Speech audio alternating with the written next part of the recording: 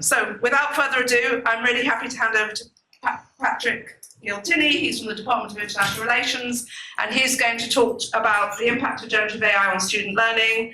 And his presentation reflects on survey data from students using AI in a full unit course, IR 205. Is that right? And he's going to talk for up to 10 minutes, and then there'll be 10 minutes for questions, and he has to get to a teaching session at 1:30. So, hi, I'm delighted to be here. I'm Patrick Gill Tiney. I'm going to talk through briefly the course, just very brief, and an overview of how we used AI last year, how we're continuing to do this year, and then talk through some of the advice that we gave to students, and then with the end being sort of survey of the students and what they made of this. So firstly, the course is already said, it's a full unit, has about 100 students typically. It's a sort of standard setup, weekly lecture in class, 2 or 3 readings per week. Summative assessment is exam-based, that's because of AI. And formative assessment is 2 1,500-word essays. And that's important because that's where we allow students to use AI in the course. So our policy, and there's a sort of a very full version of this on the Moodle page, is to allow AI in specific ways. Sort of general spell check stuff, which they're definitely doing anyway, because it's built into so many applications already, we can't really avoid students doing that. To create an essay outline, but not to write the essay. We're reasonably confident students were doing that, but of course, they might have just simply chucked it in and printed out the result, or printed out, so it's posted it. Gathering and simulating information, I'll talk a little about the verification process, what we encourage them to do, and finally that generative AI is not allowed in the summative, and frankly it shouldn't be possible because it's an in-person e-exam. Why did we want to do this? Well, firstly, they're doing it anyway, so we want to make sure they're doing it well, essentially, socialised towards sensible uses and away from worse uses. Secondly, to develop some skills in using AI, so that's not something I necessarily think that is our primary or even our only responsibility, but I think we do have some responsibility to upskill students. And this is a new technology that they're going to have to use in the real world when they leave here. And finally, to develop critical analysis skills for using AI, so what they should be wary of, what they should be cautious about, and what is essentially a sensible use again. The support we gave for students, so firstly we recommend various things on Moodle that they can follow up. My suspicion is that none of them would have done this, but we wanted to make that available at least and give clear pathway if they want to. I should say I've actually taken this course, the Moodle course on literacy. I think it's useful. I think it's also something that will probably change very quickly and will require updating year to year, maybe not quite year to year, but pretty frequently. The more direct pathway, there was advice in lecture, more in lecture than in class. Although I'm sure students across the classes did have questions, certainly did in my classes. That focuses on several different issues. So firstly, misunderstanding and inaccuracy through the use of AI, hallucination and cutting corners. And I mean cutting corners really on the part of AI rather than the student, but obviously on the part of students too, potentially. Race and gender and other social factors and how that is sort of folded into what the AI program, whatever it is, ChatGPT is the one I use, what that's actually spitting out, so why we need to be cautious, and also advice on sensible uses.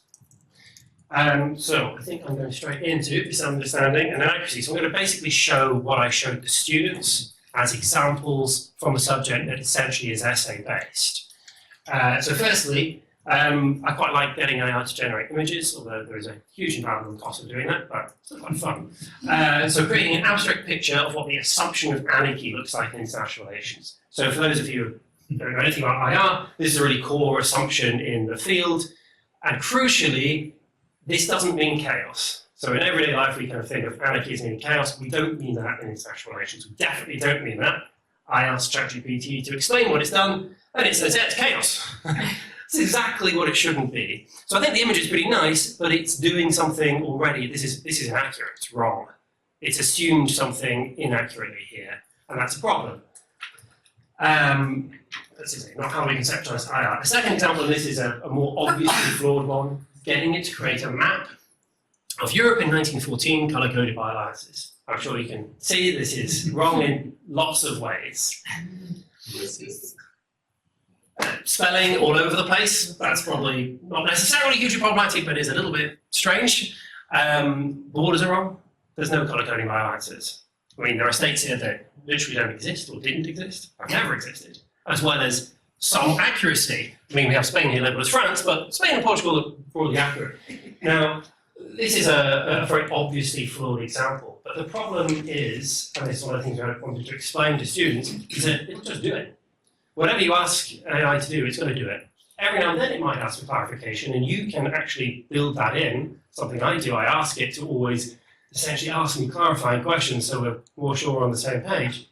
But if you don't use those kind of safeguarding options, you get inaccuracy and misunderstanding. One of the things I'm keen to emphasize to students is essentially the more you know about something, the easier it is to spot this kind of problem.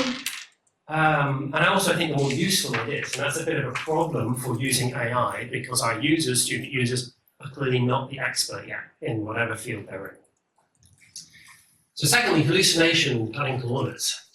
So here I apologize, that might be a little bit small, but essentially I asked ChatGPT, create a graph comparing US and Cuban GDP during the Cold War. It said, okay, what data do you want me to use? It suggested some. One of them being the Madison Project, which is historic GDP from year 0 through to the present. Pretty impressive, maybe not that accurate, whatever. I asked it to use the Madison data. Goes away, says there were some issues, but produced a chart. But buried here it says this is hypothetical data. I've explicitly not asked you to do this, and you've done this anyway. So the follow-up questions: what's the source of this? This is illustrative data based on general trends and assumptions. It's basically just you drawing a line on a whiteboard. Why didn't you use this data? Basically because it couldn't find it. Couldn't use it, so it did it anyway. And again, this is a problem. It'll try and do the thing that you've asked it to do, and students are not, I think, aware of that, and that's why it's important to give this sort of advice. As I say, it makes data up. It's also really evasive. At least in my experience, it's evasive in acknowledging error. It doesn't want to say, yeah, I'm wrong. I shouldn't have done that. It tends to always give some sort of reasoning to why it did this, why that was still a reasonable thing to do. And I think that is itself problematic because you cannot simply ask it to verify it itself, because it will very quickly say, yeah, everything's fine here. Okay. A second example, a very common student use, I suspect, is getting it to either read readings or to find readings.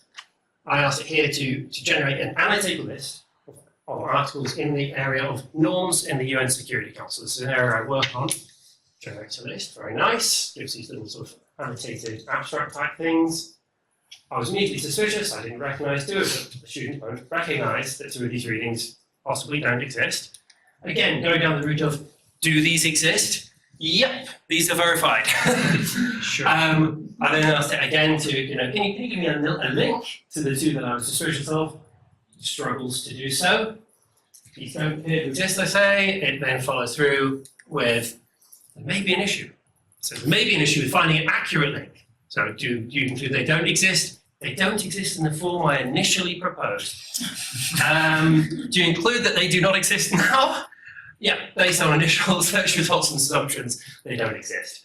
And in one case, the person doesn't even exist. In another case, they do actually work in this field, and I guess based on the training data, assume that, hey, this is the sort of article that this person might write. Might be interesting for them to know that, but not too useful for us. So self-verification is absolutely necessary. Again, this is something that students don't know.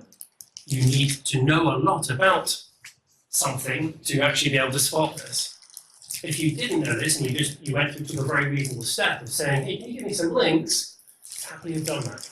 You'd happily have cited this in an essay potentially without ever knowing that this was non-existent. Okay, so the next point, the sort of structural biases that are built in. So particularly, I think problematic when thinking about race and gender. Of course, this is based on sort of a view of our world and the biases inherent in our society, how that's then replicated. There are various problems here. So here, this is an example from a lecture. I wanted just an image, two women playing chess. It was very difficult to get it to produce a non-white woman playing chess. It can't explain why that is. And so often with issues like this, it's not actually able to explain why that is so difficult. It just really struggles to do it. And you end up going down this kind of increasingly problematic rabbit hole, being increasingly explicit, basically, in trying to describe the person you want to be reproduced, which is itself somewhat problematic. But clearly there are biases here built in. And what we don't know is if, I guess, it's much harder to spot this if we're not thinking of things like images. I guess that's important. Images, I think, are helpful for the point of view of teaching. So again, critical verified claims is kind of the bottom line. Use cases, there are a lot. The ones that I think are most useful in my field and also for teaching, editing, I think that's a really strong use. The kind of broad rule of thumb I give to students is the more that they're putting in, literally in terms of text, the better. I think the more secure we are in what those outputs probably are. Improving readability, I think, again, pretty helpful. Framework for ideas, you've got all these ideas, you're not quite sure how to put them together, which ideas are maybe more or less important, how might they fit together. Critiquing, I think that's actually really helpful, and actually I used this last week. I gave a job talk. I put in my job script that I put together and got it to ask me questions. And I think that was actually helpful. Obviously, that's maybe not quite useful for students, but certainly useful for me. Case studies, as long as students are verifying. Coding. I use ChatGPT a lot for coding purposes, actually. So again, for my students, they're not necessarily doing that, but I think that's a very useful thing for me in the field. And obviously, there are a lot of other uses. So turning to the kind of student experience of this, we ran this all of last year. We're doing it the same this year. I'm convening the course this year again. There are sort of 3 big data points. So with the students' formative essays, where they're allowed to use AI, they were supposed to submit a statement explaining what they did, with kind of hopefully the expectation that they would be reasonably honest. At the end of the course, we also surveyed them. I can show you the kind of response rates. So the survey, pretty low by so 17%. But for the 2 essays, we got a pretty decent submission of that. This is the uses that students reported in the survey. And I think that there's a couple of striking things here. I think the most obvious is there's just a lot of uses. The students felt that they've used AI in a lot of different ways. And I think that is important because it's difficult for any one course to speak to all of this, any one sort of substantive course, because there are actually a lot of different things that students want to do and are doing. There are also potentially some problems here. I think the one I'm perhaps most uncomfortable with is perhaps generating ideas. I'm a little wary of that. I'd like to have known what that student was meaning when they said generating ideas. It wasn't a follow-up, unfortunately. That would be something to do in the future. More broadly, so from the 2 essay statements, generally students reported that they were using it to edit, polish work, not to actually create work. I think they're being reasonably honest, but that is obviously, the door is open there for that not to be true.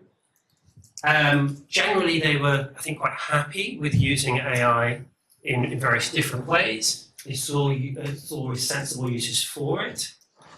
With the one big critical problem, or maybe the 2 big critical problems. Firstly, really not a lot of certainty with how to verify. So that's I think, definitely the takeaway for me. It's something we can actually address this year, that we need to spend more time on this. And 2 really big issues that go well beyond the course. So 1, environmental concerns, which I feel I can't really address that. We can acknowledge that is an issue, but I don't know what to do about that other than saying we're not going to use it at all, which I think would be a mistake. And the second, and this is the one that, as educators, I think we really need to engage with, long-term impacts on learning.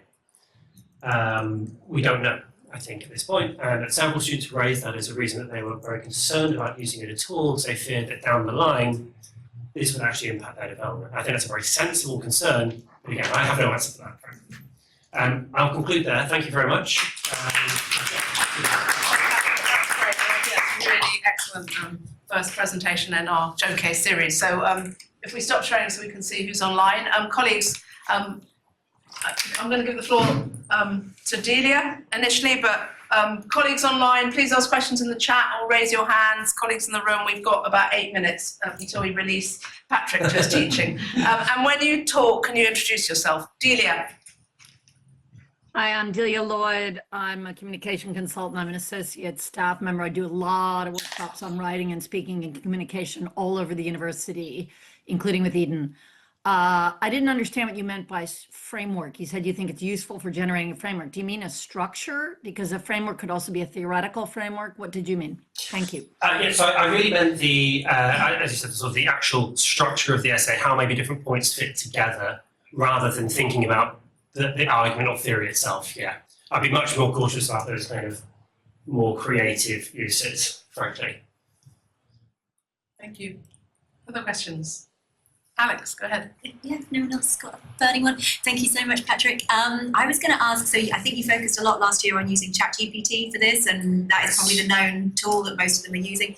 Have you considered kind of introducing them, getting them to work with Claude because of the reasons that the university is bringing in Claude, and are they doing it? Because I've chatted to a colleague in government and we've done all we can to say, this is the one to use, this is the one to use, and then the students are still like, yeah, I don't know if you had the same. So I don't have a good sense of that. There's something I could potentially ask the students though. When they use these tools, what tools are they using? That would be a really helpful thing to know. My suspicion is that, yeah, they'll typically use the one that they already do use if they use one. I know that some had been using Copilot. I don't know if they've continued to do so or not. I think, at least in my use of that, it seemed to be clunkier, basically, much less helpful. So that may have turned students away and led them to be more likely to simply use ChatGPT. I'm not sure about Claude. I haven't used Claude actually, so I don't know what to say about that. It's worth having a go, yeah. There you go. I mean, just want to go on. Just good to say, because it's for students to use it that way. So it Right. does all those, you know, you said like, oh, I ask it to push back and to ask me questions. It's built to do that. So if the students use it, they automatically get told, oh no, you know, what do you mean by this? I'm not going to be able to do that because, can you? So It's really also LSE helpful. Enterprise, so. Right, yes. But just one yes. other thing, and then we'll bring in Michael and Nayat to say, is that we've also heard from students that they somehow think we're monitoring their engagement with Claude. And so, as well as better the devil you know, they feel they have a little bit more independent agency, apparently, through staying on ChatGPT. Michael, and then Nayat. Well, I think my point was sort of made because Claude has a lot of tendencies that are different from the ones that have been described. So that's really my comment. Fair enough. Yeah. Thanks, Michael. Nayat. Oh, you're muted. Right, sorry. It was 5 years of Zoom and it's still the same things that happened at the beginning. So firstly, I wanted to say it was a great presentation, I think, to open the series because it was a good reflection on, you know, just seeing how the students are using it. And second, I just wanted to reflect on, like, I completely agree with your presentation in terms of how, in the ways that it doesn't work, and it's great that you demonstrated to the students, but I wanted to sort of say that, or at least in my assessments, and I wanted to ask you whether in your assessments that you think in your formative marking, for example, whether you find exactly for the same reasons that you described, I haven't seen a big shift in the top end performing students, because to be able to write a good assessment using AI, they still need to engage with some ideas. You know, they need to read, they need to then maybe use it to frame, to structure, edit, etc. But a lot of sort of intellectual work needs to go into it. Maybe it makes it a bit more efficient, but it doesn't make it low effort necessarily. Whereas on the bottom end, I'm talking about take-home assessments, by the way. My summatives are all take-home assessments, so I sort of need to deal with it. But I'm finding it more at the lower end, because the students are not necessarily motivated, because at the lower end, they're just saying, you know, I'm not like motivated to learn this course, like it's just something that I need to tick the box, get a 40 or a 50, pass and go away. I'm finding at that end, they're not engaging with the issues that you're raising. They're just like, you know, if I write something that's going to get me a 40 or a 50, I'm fine. So I wanted to ask you, are you going to try to, you know, motivate them to engage with it, either from an instrumental point of view, saying, you know, you're going to go and work and you're going to have to deal with this, or more from a, you know, this, like, you know, as in this is a skill that you need to learn, or, you know, to not necessarily deter, but more to motivate them, saying, you know, yes, these are the reasons it's not going to help you, you know, do a good job, but, you know, why should you engage with it to do a good job? Is that sort of something that you're considering doing, or do you do it already? Or what do you think about, this impact on both ends? Yeah, so good set of questions. I think a couple of things. Firstly, I guess with any submission of essays, formative or summative that is essay based, frankly, we don't really know. And even if students, we think they're being honest, it's hard to know exactly what they are doing and not doing. In my own department, we've had a long-running discussion about whether you can, and I think this is ridiculous, whether you can spot AI or not. And I think you can spot it when it's done badly, when it's literally, it's copy and pasted out of ChatGPT and the font is the same, and literally the styling is exactly the same. I don't think you can see it if it's done well. So I'm slightly skeptical about, students at the top end, I think, do use it, but they probably use it better. That's my suspicion. At the low end, so what I've tried to do is use both of the things that you mentioned. You need to engage with these as a sort of skill set. This isn't going away, and almost certainly post-degree you will be using this. So it is sensible to engage in some way here where we're actually, in a relatively limited way, trying to support you in developing that skill. Great, I think we should let Patrick go. Thank you so much for opening up your case. I'd like to highlight that one of those final points you made about the importance of thinking about the long-term impacts on learning and student learning, and how we also need to be having more and more conversations with our students about why learning matters, is something that I hope we'll be able to come back to again and again in the course of these showcases. So thanks so much. Thank you very much. Right.